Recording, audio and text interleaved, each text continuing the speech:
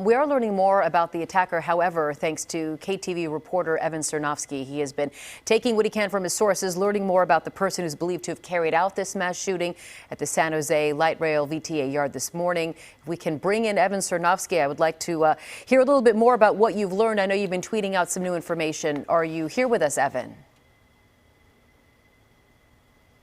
Looks like we might have a bit of a problem. Evan, if you can hear me, are you there? Yeah, I can hear you guys. Excellent. Can you hear me okay? I can. Go ahead with your new information on the attacker. So according to multiple law enforcement sources, the suspect's name is Sam James Cassidy. He's 57 years old, and he resides at that home at 1178 Angmar Court, where authorities right now are investigating this suspicious fire that broke out right shortly before this mass shooting happened. Now, earlier, before I was able to confirm that Cassidy was the suspect, I spoke to his ex-wife. They divorced in 2009. They were married for about 10 years. She also lived there at that home with Mr. Cassidy.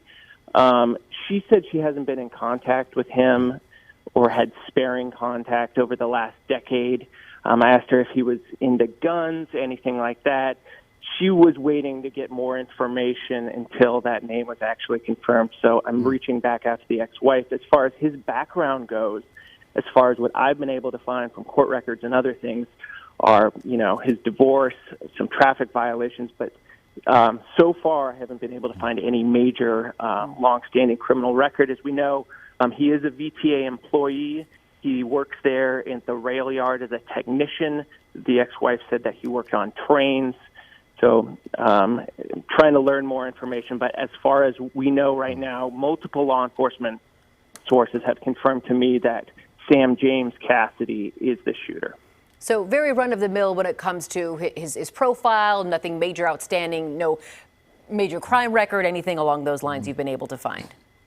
So far, nothing like that. And unfortunately, in these kind of cases, especially mass shooting cases, it's not necessarily people with these long-standing criminal records.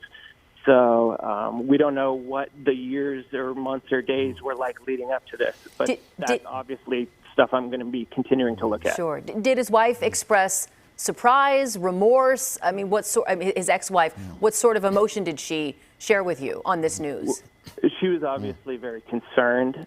She didn't know if he was possibly a victim or the shooter. We had learned this name, and as we learn more information and get more confirmation from sources, she at the time was very reluctant to share a lot of information. Sure. Also, she's been divorced from him for, since 2009. So obviously things that lead up to a divorce are probably something that an ex-wife isn't going to just divulge to